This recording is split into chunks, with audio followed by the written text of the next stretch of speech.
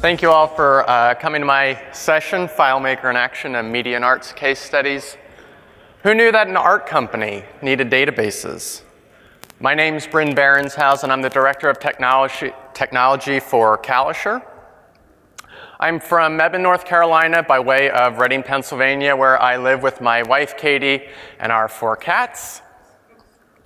I have an associate's degree from the Pennsylvania College of Technology and Technical Support, where I had 1 intro to database class. It was access-based, and that was the full extent of my formal education in database management. I started working for Kalisher in December of 2014, so coming up on 4 years. That is where I was first introduced to FileMaker and database administration in general. I worked with an existing FileMaker solution and built my own tools and modules on that solution. And my first DevCon was last year. So what is Kalisher? We are an art company, which is a pretty vague, broad description. We were founded by Jesse and Helen Kalisher. We're based out of Carborough, North Carolina. And we specialize in producing art for the hospitality industry, for hotels like this. Not this one specifically, but ones like it. We have a remote team around the country in various cities representing us in different markets. And we recently brought on an EMEA extension to give us representation in the European, Middle East, and Africa markets. We've grown to have over 100 employees, including a team of in-house artists and curators who produce fantastic pieces of art. This is not your bland, generic hotel art. We also have an in-house print shop. We have a fleet of large format printers that we're able to print our artwork on paper, canvas, latex, as well as an in-house frame shop. We opened a manufacturing facility shortly after I started at Kalisher in Mebane, North Carolina. And we are able to fully produce our frames for our pieces. So we take all the raw materials, cut them down, and fully assemble and ship them. So from the original concept to the actual development of the art to the full production, we can do everything in-house, start to finish. We've grown quite a bit. We now do about 1,600 projects a year, which is over 100,000 pieces of art that we are producing. And with 100 employees, that's a lot of information to keep track of. And so we need really organized, robust systems to make sure all those projects are getting done on time and to the high quality that our clients demand and get. So we originally started as just selling Jesse's black and white photography, and then we, as we grew, we brought in more artists and we started creating original custom artwork. And so the company kept growing. We have a lot of information to keep track of, and so that's why we started the idea of needing a database. When you think of a hotel like this, you know, you come, you stay, you leave. You don't really think about everything that went into building it. Everything has to be thought of. The light fixtures, the rigging equipment, the chairs, the tables, and the artwork. And so there's, for us, there's a lot of information to keep track of about that artwork. We need to know, the property information, the designers that we're working with, who's purchasing it, the owners of the hotels, all their contact information, all the addresses, all the dates, all the specs of the pieces. We have different artwork for the lobby, for the hallways, for the rooms. So we have to keep track of all the sizes, all the materials that we're using, the molding type, the glass, the mat, all the materials that go into producing that. And different pieces require different materials, obviously. So when we're talking about a huge hotel, that's a lot to keep track of, and we need ways of providing different options, different pricing, and we need to be able to do that quickly. So we also have to keep track of the art that we're developing. We do everything custom. We don't have in-stock pieces of art. So all the concept, all the description about what kind of artwork the client wants, we need to keep track of. We're opening a new hotel in Dallas and we want it to be modern cowboy. So that's the kind of direction that we're getting for creating the new pieces of art. And so when Kalisher started, we were a small company and just capturing data in spreadsheets and email and ad hoc solutions, and that's not really great for, as you're growing, collaborating. And in the days before Dropbox and Google Docs and Office 365, it made collaboration difficult, especially with our remote team. You have to be on a VPN, which is slow and annoying. And when you're using Excel, you get a lot of duplication, you're sending out the wrong versions of the files, and it's very error prone because you're doing a lot of manual data entry. So we started exploring, or they started exploring before me, better options for keeping track of everything. And they looked at Basecamp, having a custom web app developed. That was just going to be way too expensive. And then they were introduced to FileMaker. Some of the requirements for the solution was that it needed to be really flexible. We are a very unique company. We needed a solution that would adapt to our workflows, not our workflows having to adapt to the software. It needed to be affordable because we were small and growing, and it needed to look good. We're an art company, so what we're using needs to look good, and what it's spitting out also needs to look good, like our quotes. We needed to have our design aesthetic reflected in the documents that we were creating. And that is where Saline came into play. A local small business was using FileMaker and had consulted with Saline and had turned Jesse on to the pair, and they built our original database, which allowed for project management with quote versioning. We were able to manage our art requests between our accounts team and our creative team. We were able to keep track of our third-party artists that we were working with, as well as upload files for sharing between our remote team for things like POs. We had a basic production component, and they built our original manufacturing section when we brought the factory online. And then I came into the picture. So I started as the first in-house IT specialist. Day one, my job was to oversee the network and the servers and the computers, and oh, we have this database. You want to look at that? That'd be great.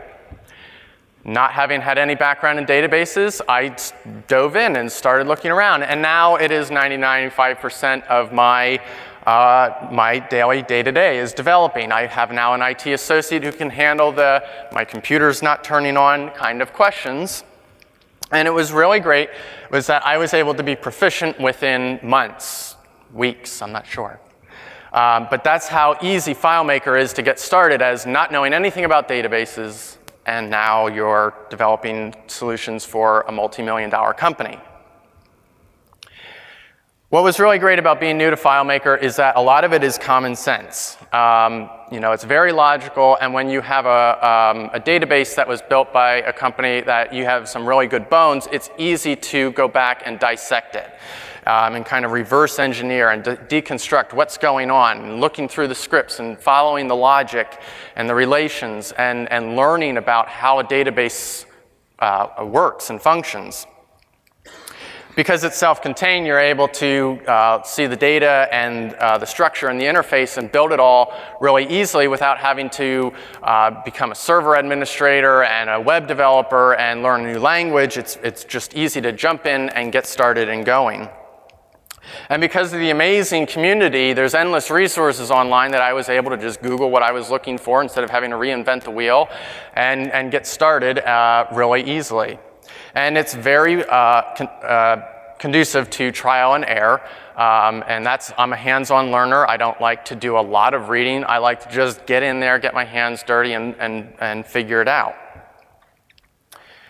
So my first way of learning FileMaker was that I built my own technology database. When I started, there was no technology inventory. There was just a basic list of the users and their email addresses. And so I had to figure out all the inventory so I knew who had what computer and monitor and keep all that organized. And so I started with a numbers spreadsheet and quickly realized that wasn't going to scale. And we have FileMaker. Well, why don't I see if I can do something with that? And within a week, I had a database that I was able to inventory our equipment and assign it to a user, keep track of the software, their monitors, all their equipment. And so I went from 0 to a fully functioning basic inventory database like that. FileMaker just was really easy to learn. And I still use that database extensively today. And then I went over and started modifying our main database, and I started by tweaking a form. We had a form, and there was a little bit of text on it that was just out of alignment, and so I went in and learned how to use the numbers and get things back in alignment, and it was just an amazing feeling that all of a sudden I just went and fixed something that's going out to all of our clients. And then I started adding fields when users needed more fields and going through and changing scripts, and then started building all new layouts. And so this is CREO. We had a little naming contest and came up with a fun name for our database so that we didn't have to just refer to it as FileMaker internally. And so this was my original redesign of the database. This was my first major interface change. Visuals are very important to our company. Like I said, we're an art company. And so I wanted something that was nice and light and colorful. But that was changed multiple times over. And this is our current iteration of that, of our database. It's really important to have consistent layout design across all the sections of the database so that the users know where they're going to be entering data, where they're going to be able to click for a button. But context is also really important. And so we use color to establish context. Our departments each kind of get their own color scheme. And then when they're in the various layouts, they know I'm an accounts person, I can go and edit the stuff in the orange section. I'm in creative, I can edit in the gold section. And that way, when you pull up a layout, oh, this is something that I'm not really supposed to be in, or this is something I am. Obviously, there's some other mechanisms there, but when you're collaborating, a lot of the time you're on layouts where multiple departments are going to be editing information. We want to make sure that, especially when we're bringing someone new on, they know, really easily where they're supposed to be entering their information.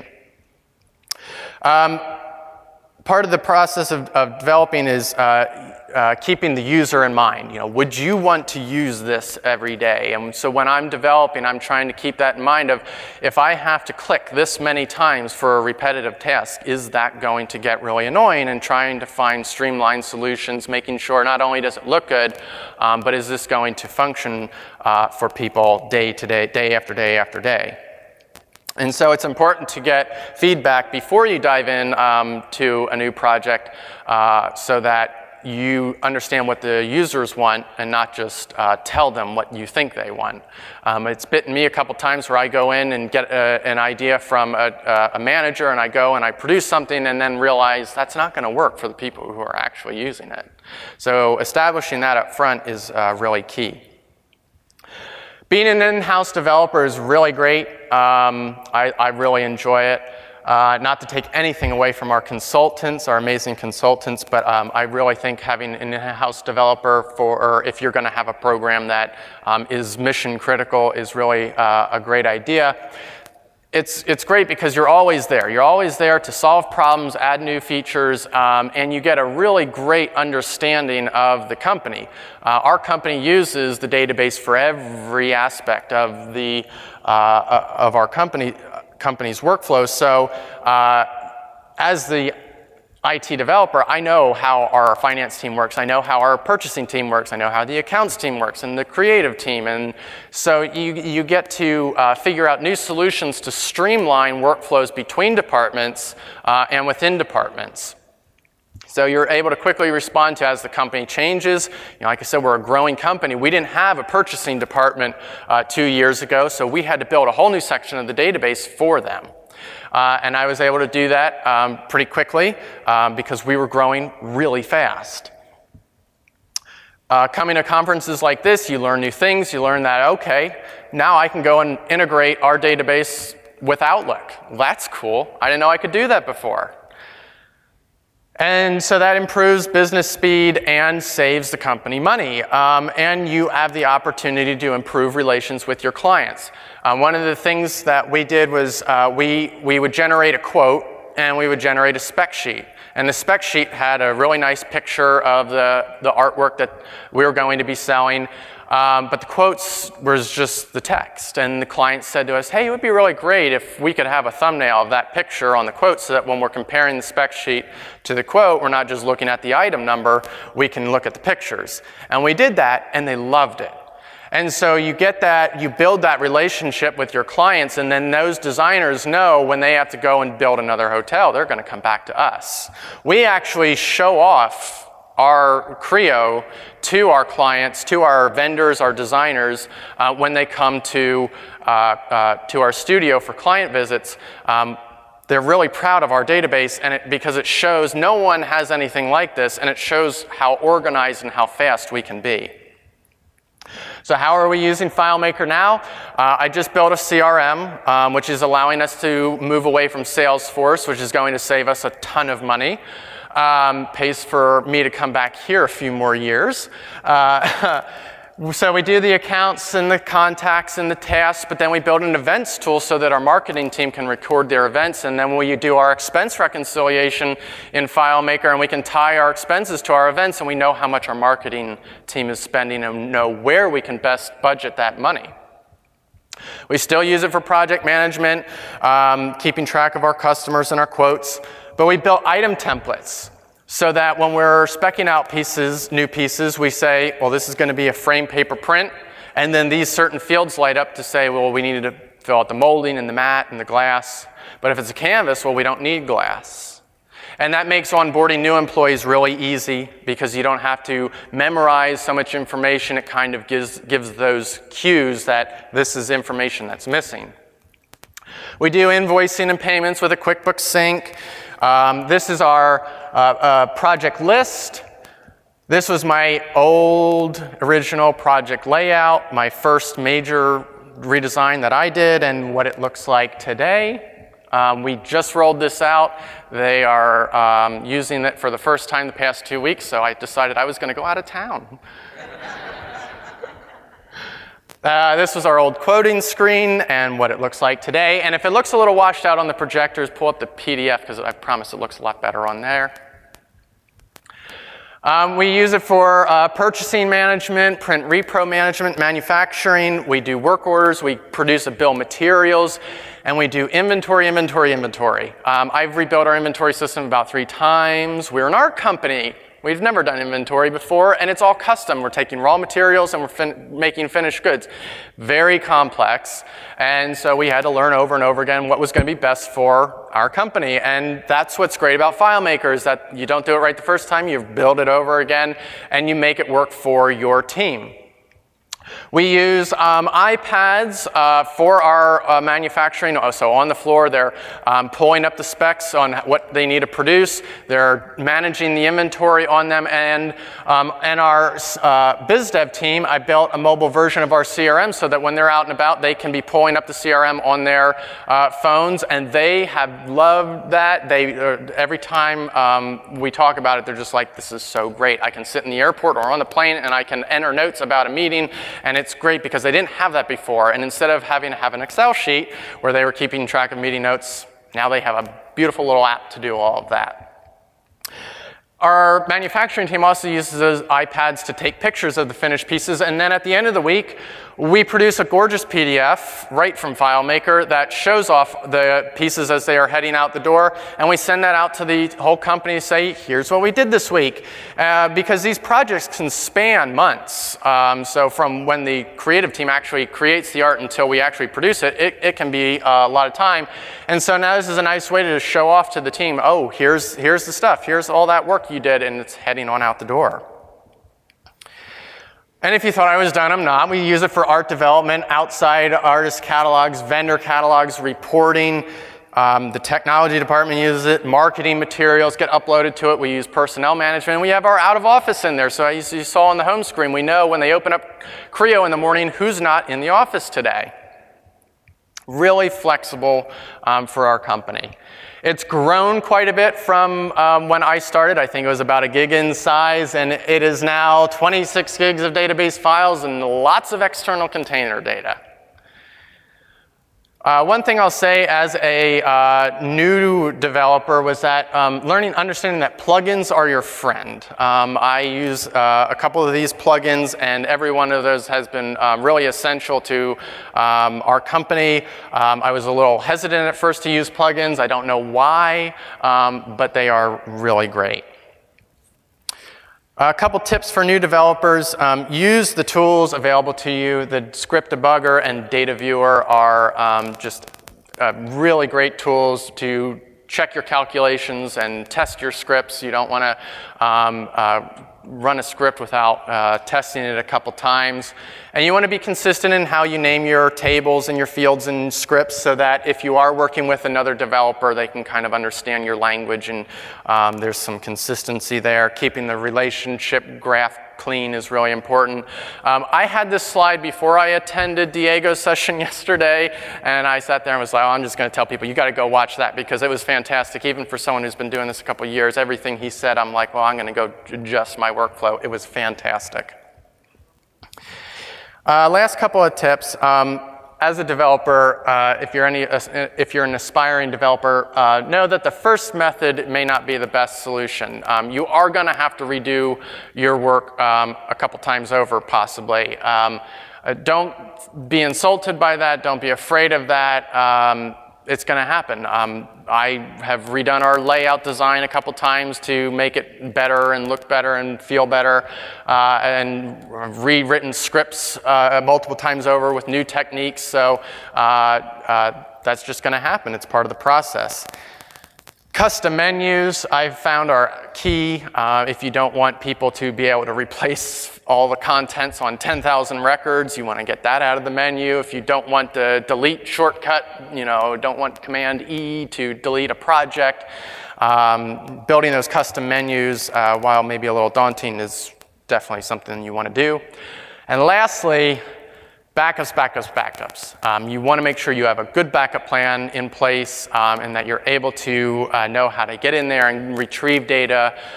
Nothing's worse for your user than them accidentally deleting a record and then coming to you and saying, oh my gosh, I just lost a week's worth of work.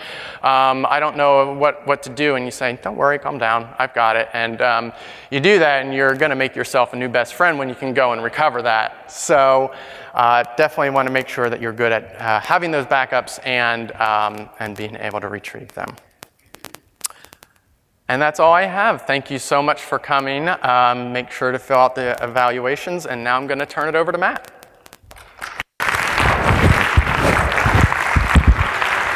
Thanks, Bren. So how many know what this is?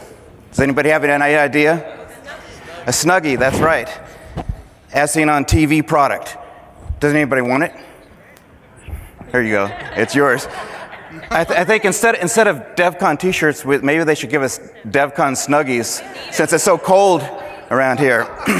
So FileMaker has helped the Snuggie become a success, as well as many other products.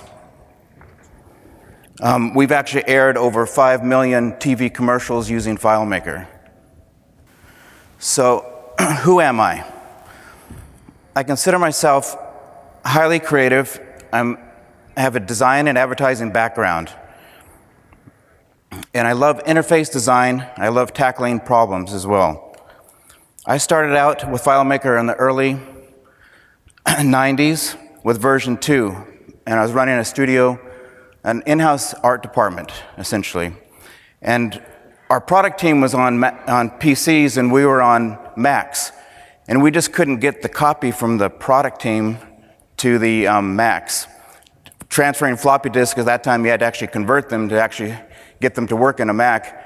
And so FileMaker 2 was coming out, and it was cross-platform. And so I set it up, and that's how I got started in the FileMaker designing. I then ran my own company for 12 years, The Business Helper. Our tagline was really focus on the business, not the work. And I owe a lot to Barb Levine, who really taught me to become the developer that I am today. So today I'm the Vice President of Technology for a media agency. I started with Dire in 2005 when I ran my own business, and they were a client of mine. I lead a team of developers. I have 3 FileMaker teams, an in-house team. I work with Logic, a platinum member of the FBA, and I also have a team in Europe. Then I have 2 data warehouse teams to run our AWS and Redshift applications and our BI tools, and those are both in Europe. And then I'm also an estate liquidator, a gardener, and a beekeeper. And I'm best known as, wouldn't it be great if, and after this DevCon, wouldn't it be great if I could put some IoT devices in my hives and I could figure out what was going on, or in my tower gardens and I knew when to raise the pH level or to add water to the tower gardens. So, as seen on TV, what is DRTV? Direct response television advertising. We're one of the leading agencies in kids products and traditional direct response products. I'm sure some of you have seen these. You know, direct response starts with a problem, usually over-exaggerated. They offer a solution. Sometimes it's good, sometimes it's not. Then there's always a call to action. But wait, there's more. Okay. So here are a few classics, some oldies but goodies, and something to enjoy. Blankets are okay, but they can slip and slide. And when you need to reach for something, your hands are trapped inside. Now, there's the Snuggie, the blanket that has sleeves. The Snuggie keeps you totally warm and gives you the freedom to use your hands. So now, you can work the remote. Hi, Phil Swift here for Flex Tape. The super strong waterproof tape. What looks like a bubble but plays like a ball? It's the amazing Bubble Ball. Facial hair is a problem for women of all ages, and removing it hurts. Until now, introducing Flawless, the new gold standard in facial hair removal from Finishing Touch, the world's #1 brand. Zuru Bunch of Balloons. Now you can fill and tie hundreds of water balloons in minutes. It's fast and simple. And that was a problem, but they found a Billy solution. Mays here for Mighty Putty. The easy way to fix, fill, and seal He was a virtually classic. anything fast and make it last. Life after football can be just as tough. That's why for knee and elbow support, I choose CopperFit. Introducing Surprisimals. Pop goes each surprisable. Have you ever wished you had one perfect styling tool? That tool is here. It's called the amazing rotating InStyler. Here, kitty kitty. Clipping Kitty's claws isn't possible. Now Kitty can trim her own claws with Emery Cat, the fun new kitty scratcher that grooms cats' claws while they play. The Awesome Auger. Just attach it to any drill, pull the trigger, and it does the work for you. What is Nickelodeon Gak? Gak, gak, gak. It's Gak, Gak, Gak. The incredible squishable. It's squashable, squeezable. It's stretchable, bounceable. It's cloggable, palpable stuff. Hi, Mark Hill here for Growth Bully. The fastest and easiest way to clean, renew, and redesign your growth, guaranteed. Tired of all that chopping and all those tears? See the green Now fume. there's a better way. Introducing the Vidalia Chop Wizard that lets you chop your prep time in half. Planting a garden and trying to take care of it is back-breaking work. Introducing the revolutionary Topsy-Turvy. It grows your tomato plants upside down. Call right now and we'll double the there's offer the and end. give They you 2 always more have aqua globes free. that special That's right. offer, You get but wait, 4 there's more. hand-blown glass aqua globes plus the gift boxes. All for So those only probably bring back $13.99. some memories. And they're, some of them are really great products. Thanks. So what do? We've been around for 30 years. This is actually our 30th anniversary this year. We just had our big party in New York City, placing commercials on TV. And it really started with mail order, and then when the cable industry was coming into fruition, we were able to get cheap media and great results. And now we're kind of seeing that shift into digital. Effectively, we sell products and we build brands. And examples of brands we've built is Flex Seal. I'm sure you guys have seen it in Home Depot and everywhere else. And then also Copperfit is another major brand that we've built. So our specialty is buying media that sells. Direct response is a commercial that has a call to action resulting in a response. Brand advertising usually makes you feel something, where we make you take action or at least want to take action, ultimately resulting in a sale. So then we've also added digital recently, and digital reinforces the awareness of television. Television really brings out the awareness, and then digital reinforces it. And our real success is our buyers who have great relationships with the networks, resulting in opportunities and great rates. I mean, the rates that we pay for ads, that's like a trade secret. It's one of those things you don't reveal. Clients don't want you to reveal, and it's something that part of our secret sauce. And then our systems just allow us to take advantage of the marketplace. FileMaker actually allows us to be innovative, flexible, and integrate with other tools. So the history of spots over the years. In the past, everything was CPO driven. Essentially, there were 800 numbers that were added to the spots, and you knew exactly where the caller saw the ad because every single ad has an 800 number at the end of it. Today, though, it's really more web driven or mobile driven. Very few people call. CPO is, sorry about that. It's the cost per order, so it's the media cost divided by the orders. So this gives you an idea. Today, everything is really more audience focused, and we run more spots. And this gives you an idea of, over the last few years, actually since '99, when we started collecting data, we were running around 100,000 spots a year. Now we're running close to 600,000. That's there.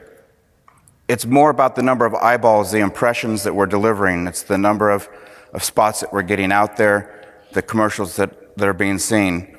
We're building overall awareness, and now it's more about driving sales to retail versus going online and buying the product or going or calling. It's getting them into Walmart, Walgreens, and even Amazon. So, workplace innovation with FileMaker. Our foundation is built on FileMaker. Our internal app that we have is completely run with FileMaker. Our products that we set up, the campaigns that we set up, even the billing. The orders that actually go out to the networks are all driven by FileMaker. And then we receive the airings through what's Sigma and through Nielsen. All of our spots are audio encoded. And what that means is that whenever a commercial airs, Nielsen is monitoring that, and they give us a file back every morning with what ran the day before. And so what we do when we get a new product, the first thing that we do is we really test that. We set it up with a few small group of networks, and then we run commercials. We receive the results and determine how well the commercials are performing. We may adjust, revise, and repeat the test, and if we determine that the campaign could be a success, we'll then roll it out to hundreds of networks.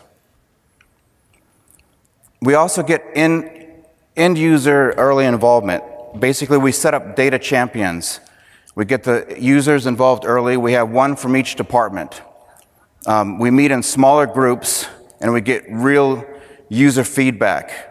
They also champion the project within their department, and eventually they perform the end-user training for us, which is which relieves a lot of our manpower. So another major improvement that we did recently, or in the last few years, was our automatic posting routine. Basically, this is where commercials are combined or synced with the results, the calls, the visits, and the orders. Hence the name of our app, which is called Media Sync, because when a commercial airs, we need to know what the response is on that commercial to make sure that it really measures the performance of the campaign. Years ago, this took 5 users, 5 hours a day, 4 days a week. Now we have 1 user, less than an hour a day usually, and usually 15 minutes if there's no errors.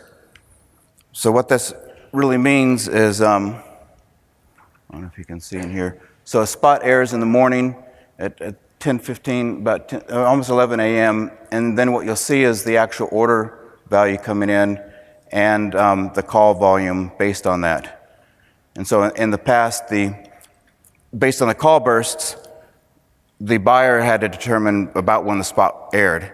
Unlike general advertising that buys a specific time, we basically block out a block of time, and the commercials can run at any time. Essentially, it's remnant advertising, which means it's ads or ad space that the networks can't sell, okay, or didn't. So then we're kind of in a bid for that space, and we basically say we want so many spots to air at certain times, and if they get clearance, we get it. We get the spot. So attribution, this is another problem that we've had. When it was phone calls in the past, attribution was easy. Every spot had a unique 800 number, so you knew if lifetime outperformed Hallmark. And these are the direct orders that come in from the phone calls. And then we have what's considered drag orders. Drag orders are orders that come in the following day, up to about a week, and we can tie them back to the spot that ran, but they're still directly related to the 800 numbers. But few call these days, most go online, and we've lost this one-to-one direct connection with the spot and the result. So now we're attributing web orders to spots, and initially we've used FileMaker to kind of come up with our algorithm, and we tested it and worked with a prototype, and we're in the process of redoing our attribution model completely, which I'll go over in a minute. And then there's the total order. So the total value of this particular spot was about 240-something orders versus the 68 originally. So it makes it much more, worth what we aired. Okay, so time for AWS integration. To keep systems manageable, we had to archive data each year so our file size wouldn't get so big. But this also meant I had multiple archive sets, multiple data sets. And what this meant is that when we were trying to analyze data across many years, I had to string pieces together. As much as I tried to dump the archive into a consistent file, there was always the structures changed so much from year to year that it just was problematic. I mean, now today with some of these new tools and the data migrator, it might be easier. But we made the decision about 2 years ago to create a data warehouse running on Amazon's Redshift, and now we have access to all data from 1999 to present, and have eliminated the multiple data sets. But you can see how the data has grown through the years. And right now we have approximately 17.5 million records in our core table. The other reason for moving to a data warehouse was the addition of digital and the feeds from Google, Bing, Facebook, YouTube, these kind of, publishers. They bring a lot of data, to say the least. So ETL was another issue: extract, transform, and load. Connecting more and more vendors and sources required more work to extract the data, transform it when necessary, and load the data into our tables. So I can take advantage of tools like Xplenty or Talend, some of these enterprise tools that allow us easier integration pieces. And one of the biggest problems that anybody that's connected with an API will know about is that they change. and then your solution breaks. And if you, whether you're using the FileMaker's API or someone else's, you're keeping up with that, you got to make sure you have good error reporting and trapping when you're doing any kind of API integration work. So we needed that additional tools to help integrate with the APIs and file loads. And using AWS also meant we did not have to worry about downtime with outages so that the data just comes in. I mean, the last few years in the Northeast, we've had several periods of just being down, and then trying to get all of the vendors to reload their data to our FTP server was a nightmare when things would go down. So, okay, self-service reporting and analytics. We have over 100 standard reports, but clients still want more data the way they want it. So we came up with ad hoc reporting based on JasperSoft, a BI tool that's similar to Tableau, which shifted the reporting to the end user. So now our AEs can really determine what they want. They can come over here and they can pick the fields, drag them into columns or rows, and they can move them around any way they want. Then they can also set up any filters that they want based on the fields and the measures that they have too. Very similar to what you can do with Tableau. And once done, they simply export to PDF or Excel and then share with the client. And if they would need a branded report or a canned report, our developers can use their saved ad hoc and then build something that's more branded. The other thing that we automated was our report delivery. With over 100 reports, we have campaigns. Each of our campaigns require certain reports, but not all 100 of them. So what we did is we set up on-demand generation for either scheduled or emailed delivery by PDF or Excel. So this is one of the dashboards I use. So if the reports have been set up, they can just click the link and in a few minutes they'll have their reports in an email. This is all managed in FileMaker. So they can pick per campaign, they can choose the reports they want, and then they can decide whether or not they want to have them on demand, scheduled, or both, and then they pick a schedule of when they want the reports emailed. So synchronization, this is probably the integration challenge that's there. It's our #1 challenge we have is synchronization. We're using JDBC right now, and speed and 15-minute updates were the requirements. Some compromises are needed. Strategy for incremental loads and partial and full reloads nightly based on locking down reconciled data. So what this means is that every 15 minutes we're doing incremental loads from FileMaker to our Redshift database, data warehouse. And we had to develop basically delete logs because there's no way to know when FileMaker records really get deleted, so we had to record that so we could keep things in synchronization. And then every night we would do full reloads on tables that were smaller, or we would do what's called reconciled data. Once data is reconciled, meaning it's locked down, not going to change, then we don't have to worry about synchronizing that past data. So nightly full loads on smaller tables. Yep, I just talked about that. So not only it goes in from FileMaker into staging and into our data mart, but we also have to update all the internal data tables as well. But we've managed to pretty much get this updated every 15 minutes. We're loading and refreshing data. So we feel there's a clear division between FileMaker and AWS. We're moving more to a live 3-month data model for FileMaker. Once the data is reconciled and locked down, the data stops synchronizing, and we can eventually remove that from FileMaker. It helps keep the system lean, fast, and allows us to have a true WAN and mobile apps. And these are some of the things that we will always keep in FileMaker. Now, Media Insights, this is our media analysis platform on AWS. It's going to manage all our data in a warehouse and will be the long-term permanent storage and storage solution and can be accessed from anywhere. It's a solid foundation that will allow us to overlay many different analytic applications and BI tools. And now we're exploring machine learning and predictive modeling. So this is one of our digital reports, and we'll maintain our digital data in there, and then the ad hoc reporting, dashboards, and client-facing reporting. So machine learning and predictive modeling. Using data scientists, and we are exploring consumer behavior and determining our top performing channels in both TV and digital.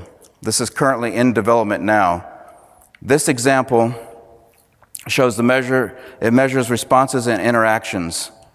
This is a 2-minute commercial that aired on TV. Actually, this is looking at over 9,000 spots running in 21 campaigns where we use this for the analysis. When the commercial airs, interactions rise and reach a peak around 2 minutes.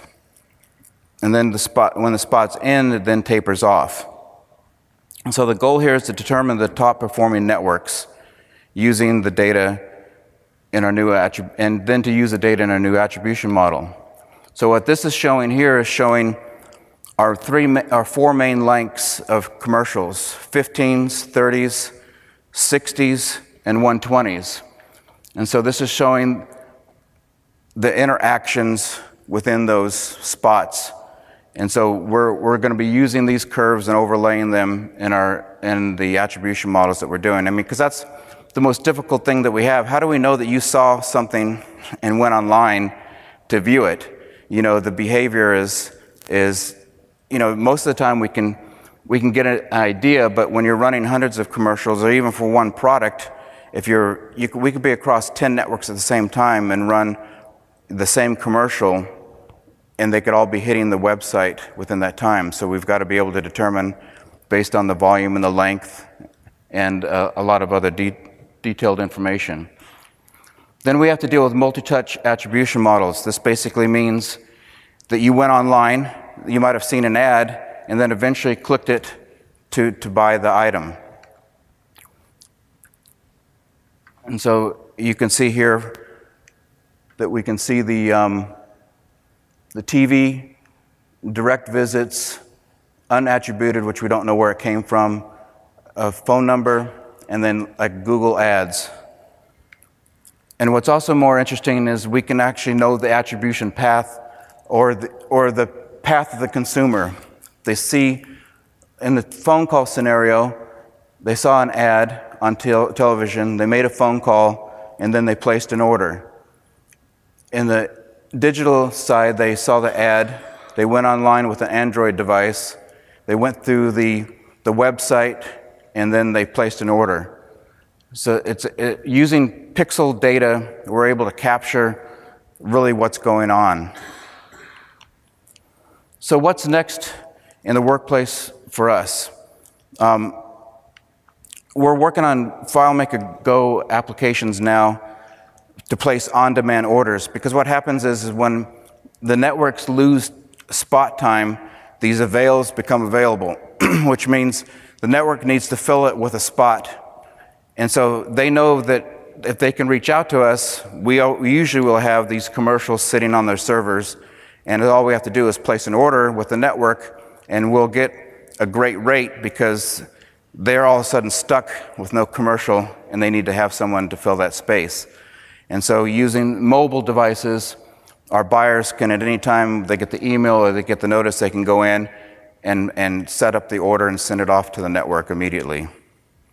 So direct response should equal rapid response. Our clients are very demanding, and today things are more complex than ever before. We are running more spots, more versions targeted to more segmented audiences, and results are expected almost immediately. You know, it's really wherever, whenever, and on the go. It's changing how we work remotely. I cannot imagine being able to manage this without FileMaker integrations and with other systems or my teams. But wait, is there more? Thanks, everyone.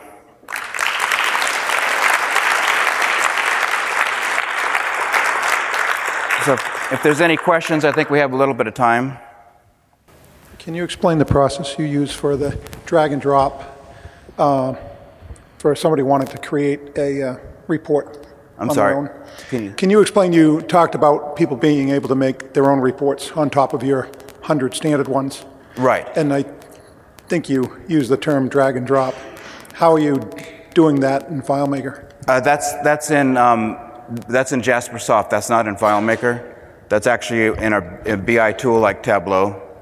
That's the reason why it's up there, because I mean, can you do it in FileMaker? Not without a lot of work. You know, I've seen some people attempt it, but right now you can't. Hi, great presentation. Question I have is, how do you manage feature requests? What we tend to get in our company is, somebody will say, well, I want a button that does this, and so if somebody puts it in, and then 6 months later, maybe they're not there anymore, or it's been updated, and so it just kind of sits there. So how do you handle feature requests from your teams, and what kind of process do you go through to do that? You want to go first? Sure. Then I'll go. So I use a ticket system, and when I started, it was just anyone comes to me and says, I want a button to do this. And when you're a growing company, as the departments got bigger, that was not manageable because one person might want one button, but maybe the department doesn't really need that. And I started getting inundated with requests as people realized that I was able to do magic in FileMaker for them. So I established with the management, the other department managers, a kind of hierarchy. And so what I say is, if you want something that you think either you need or your department needs, talk to your department head. They'll discuss it, and then we have a workflow for, then the department head emails me and says, hey, we need to schedule a meeting to go over a feature request. And I actually ask for a meeting beforehand so that we can discuss the broad scope of it, and find out if we need to bring other department heads into it. Because our company works so collaboratively between departments, maybe the purchasing team is asking for something, but that's going to require the accounts team to enter a certain amount of data for that to work properly. So then I say, okay, now we need to have another meeting so we can bring in the the accounts department management, and we can actually think through everything. Because before I was doing that, I was building solutions and then they weren't actually working right because not all the departments were looped into the process. So after we have those meetings, then they put in a ticket request, then I start development, then we have some review, and then we deploy it to everyone. So it's just about managing where those requests are coming from, and I found that having them go from the users to the department heads to me is an efficient way of doing that. Yeah. And similar with our data champions, they decide what they need as a group first before coming to us, and then everything goes in Jira basically, and we prioritize what goes on with that. But I mean, it's once a month we meet, all the data champions meet together, and then we meet in smaller groups. We're pretty segmented, so it although the departments are related to each other, the needs are strictly for the departments primarily. So great presentation. This was awesome. Thank you both. I thought it was really, I don't know if it was luck or it was brilliant scheduling by FileMaker, but it's really interesting juxtaposition between the first presenter where you were moving stuff in, you're taking away Salesforce, bringing your own CRM in, and the second one where you're having to deal with 17.5 million records and moving some of that data out to Redshift, and then using BI tools so that users can do really fast interactive charts, but still using FileMaker as the backbone, right, using other tools on top of that. I'm curious, with the art company, have you been tempted to move anything out of FileMaker? And if so, did you, or how did you address that? Not really. Because I'm a new-ish, a new developer, it was enough of a process to get familiar with FileMaker. I didn't want to learn Salesforce and what all the potential was there. So, and because it's so expensive, we wanted to just bring everything together. I mean, now I'm learning that, oh, well, now we have APIs. We could be hooking Salesforce into FileMaker if we wanted to, but having everything in one application is really nice because it's right there for the user. They don't have to have, browser and FileMaker. We like the consolidation. I've been interested in some of the reporting tools because that's been a challenge is developing really robust reporting. I'm actually really interested in what he was showing off with the select a bunch of fields and do the filters and stuff like that. But as far as like warehousing data or anything, I'm not terribly interested. We just kind of like having it all right there. And was there a point where you made a significant decision to move some of that stuff out of FileMaker, and was that a challenging decision, or how did that go? Yeah, I mean, I tried to keep as much as I could going in FileMaker, and the biggest thing that I had was just really our day-to-day table that we had. Right now it's at 3 million records, and it covers like 2 years. And that's why I want to get to a three-month set of records so I can work with things much more faster. And it was really just being able to work with the entire data set so we can start determining. What I want to really be able to do is have our buyers get suggested where they should be buying media. Have the system suggest and predict where they should be buying things, and then they can analyze that. And I just can't see doing that in FileMaker without some of these BI tools these days. That's great. Thank you. Thank you. All right, I think that's it. All right. Well, thanks again, everybody. And remember to fill out those evaluations. Yeah.